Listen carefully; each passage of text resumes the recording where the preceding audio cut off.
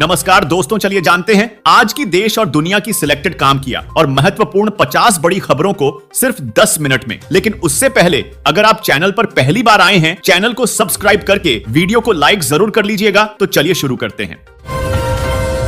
बिहार में झमाझम बारिश, अगले 7 दिन रहें सावधान। दोस्तों, बिहार में मौसम विज्ञान केंद्र ने कई जिलों में बारिश का अलर्ट जारी किया है। अगले 7 दिनों तक लोगों को सावधान रहने की सलाह दी गई है। पटना मौसम विज्ञान केंद्र के येलो अलर्ट के मुताबिक कई जिलों में आज झमाझम बारिश देखने को मिलेगी। सिवान, सीतामढ़ी और मुजफ्फरपुर जिले के कुछ भागों में हल्के से मध्यम दर्जे की मेघ गर्जन और वज्रपात के साथ वर्षा होने की प्रबल संभावना है।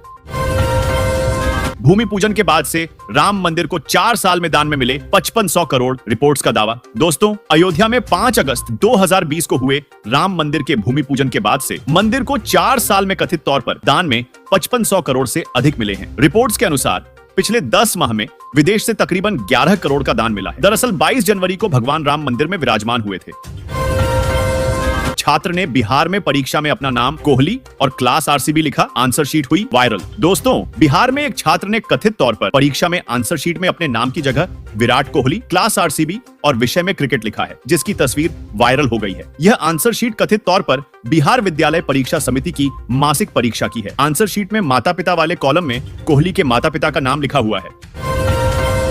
बिहार में गिरा एक और पुल, कई गांवों का संपर्क टूटा। दोस्तों, बिहार के वैशाली में 20 साल पुराना एक पुल गिर गया है। यह पुल राज्य के पूर्व उप मुख्यमंत्री तेजस्वी यादव के विधानसभा क्षेत्र राघोपुर में स्थित था और यह गंगा नदी के ऊपर बना था। नदी के तेज बहाव के साथ पुल बह गया। रिपोर्ट्स के मुताबिक पुल गिरने से कई हजार लोगों का संपर्क प्रखंड मुख्यालय से टूट गया।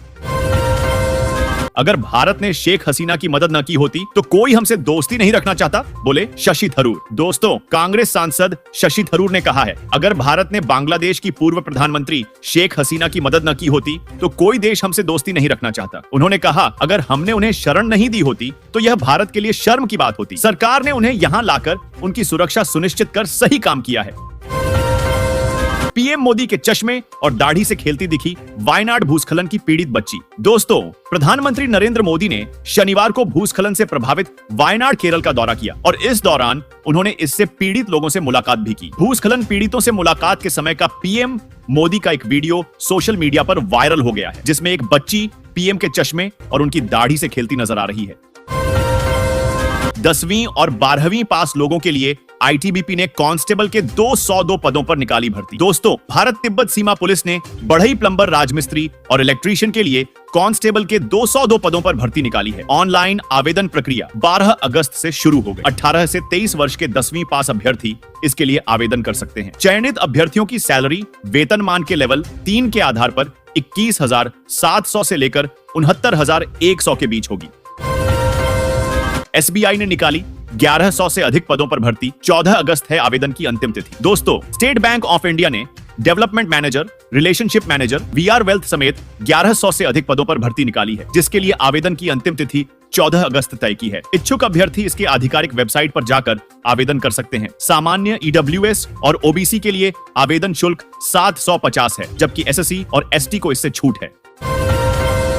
बिहार में डांस के जरिए बच्चों को पढ़ाती हैं टीचर खुशबू, वीडियो आया सामने। दोस्तों, बिहार के बांका में खुशबू आनंद नामक शिक्षिका का डांस के जरिए बच्चों को मात्राएं पढ़ाने का वीडियो ऑनलाइन सामने आया है। उन्होंने वीडियो शेयर कर लिखा, बच्चों की समझ बेहतर तरीके से विकसित हो, इसलिए हमें भी कभी कभी बच्चा बनना पड़ता है और बच्चा बनकर उनको पढ़ाना और सीखने सिखाने की प्रक्रिया में मदद करना अत्यंत आनंद की अनुभूति देता है। पटना में भारी बारिश के बाद मंत्रियों के बंगलों और बिहार विधानसभा परिसर में घुसा पानी। दोस्तों, पटना में रविवार को भारी बारिश के बाद बिहार विधानसभा परिसर, कई मंत्रियों के बंगलों और अस्पतालों सहित कई अन्य स्थानों पर पानी भर गया। मुख्यमंत्री नीतीश कुमार ने स्थिति का जायजा लेने के लिए प्रभावित क्षेत्रों का निरीक्षण किया। वहीं राज्य में बारिश के चलते गंडक, कोसी, गंगा, महानंदा और कमला नदियों का जलस्तर बढ़ गया है।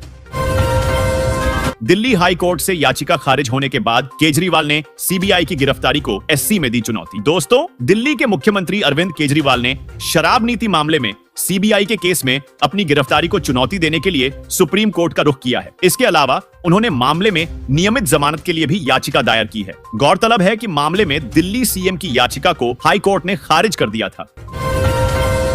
अररिया में पुल पर सीढ़ी लगाकर नदी पार कर रहे लोग, बिना सड़क बड़ी परेशानी। दोस्तों, अररिया में ग्रामीण कार्य विभाग के एक और पुल की तस्वीर सामने आई है। इससे पहले रानीगंज में एक पुल की तस्वीर सामने आई थी, जहां खेत के बीचों बीच पुल का निर्माण कर दिया गया था। अब जोकीहाट में बिना सड़क और अप्रोच पथ के ही आरसीसी पुल का निर्माण देखा गया है। ग्रामीण पुल पर सीढ़ी लगाकर इस पार से उस पार जाने को विवश है। यह मामला जोकीहाट प्रखंड क्षेत्र के मझगामा की है। बिहार के औरंगाबाद में सरकारी स्कूल की हालत जर्जर, टूटकर गिर रहे हैं प्लास्टर। दोस्तों, औरंगाबाद जिला के रफीगंज प्रखंड के लट्टा गांव में राजकीय कृत मध्य विद्यालय लट्टा की स्थिति काफी जर्जर हो गई है। भवन की स्थिति यह है कि कभी भी बड़ी दुर्घटना हो सकती है। लट्टा के ग्रामीण श्याम किशोर शर्मा, वार्ड सदस्य धीरज कुमार उर्फ मोदी सहित अन्य लोगों ने बताया कि 80 के दशक में इस भवन का निर्माण कराया गया था, जो अब बिल्कुल जर्जर स्थिति में है। कभी भी बड़ी दुर्घटना हो सकती है।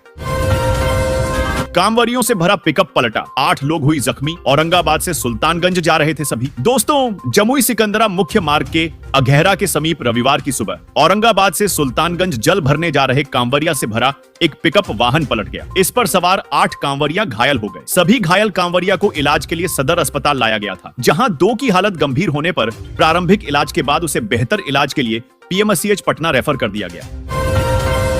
बिहार के किशनगंज में 810 लीटर विदेशी शराब के साथ 2 तस्कर अरेस्ट। दोस्तों, किशनगंज पुलिस ने राष्ट्रीय राजमार्ग 327 पर गलगलियां से भारी मात्रा में शराब को जब्त किया है। 810 लीटर शराब के साथ ही समस्तीपुर जिले के रहने वाले 2 तस्करों को भी गिरफ्तार किया है। प्राप्त जानकारी के अनुसार गुप्त सूचना मिलने के बाद उत्पाद विभाग की टीम ने गलगलियां थाना क्षेत्र अंतर्गत नाकाबंदी तेज कर दी। मालदीव में यूपीआई भुगतान सेवा शुरू करेगा भारत। दोस्तों, विदेश मंत्री एस जयशंकर ने कहा है कि मालदीव में भारत यूपीआई भुगतान सेवा शुरू करेगा, जिसके लिए दोनों देशों ने समझौते पर हस्ताक्षर किए हैं। उन्होंने कहा कि इस समझौते का मालदीव के पर्यटन क्षेत्र पर बहुत सकारात्मक प्रभाव पड़ेगा। पूर्व ट्रेनी आईएएस पूजा खेड़कर की गिरफ्तारी पर दिल्ली हाईकोर्ट ने 21 अगस्त तक लगाई रोक। दिल्ली हाईकोर्ट ने पूर्व ट्रेनी आईएएस अधिकारी पूजा खेड़कर की गिरफ्तारी पर 21 अगस्त तक रोक लगा दी है। वहीं कोर्ट ने खेड़कर की अग्रिम जमानत याचिका पर दिल्ली पुलिस और यूपीएसएससी को नोटिस जारी किया है। हाल ही में यूपीएसएससी ने पूजा के चयन को रद्द करते हुए भविष्य में उनके परीक्षाओं में शामिल होने पर रोक लगाई थी। ईडी जल्द ही लोकसभा में विपक्ष के नेता राहुल गांधी को कर सकता है तलब, रिपोर्ट्स के दावा। दोस्तों, रिपोर्ट्स के मुताबिक प्रवर्तन निदेशालय ईडी जल्द ही लोकसभा में विपक्ष के नेता राहुल गांधी को तलब कर सकता है। यह समन कांग्रेस द्वारा संचालित नेशनल हेराल्ड अखबार में मनी लॉन्ड्रिंग की जांच में पूछताछ के लिए भेजा जाएगा। कांग्रेस नेता से फिर से पूछताछ की जरूरत पड़ सकती है, क्योंकि एजेंसी अनियमितताओं की जांच पूरी करना चाहती है। 15 अगस्त और रक्षाबंधन के बीच 70 ट्रेन होंगी रद्द, इंटरलॉकिंग का किया जाएगा काम। दोस्तों, अगर आप भी 15 अगस्त और रक्षाबंधन के बीच ट्रेन से सफर करने जा रहे हैं तो रुक जाइए। दक्षिण पूर्व मध्य रेलवे द्वारा दी गई जानकारी के मुताबिक नागपुर मंडल के कलमना स्टेशन में Rajnandgaon Kalamna 3rd rail line पर इंटरलॉकिंग और प्री नॉन इंटरलॉकिंग का काम किया जाना है, जिस वजह से रेलवे ने तकरीबन 70 ट्रेनें रद्द की।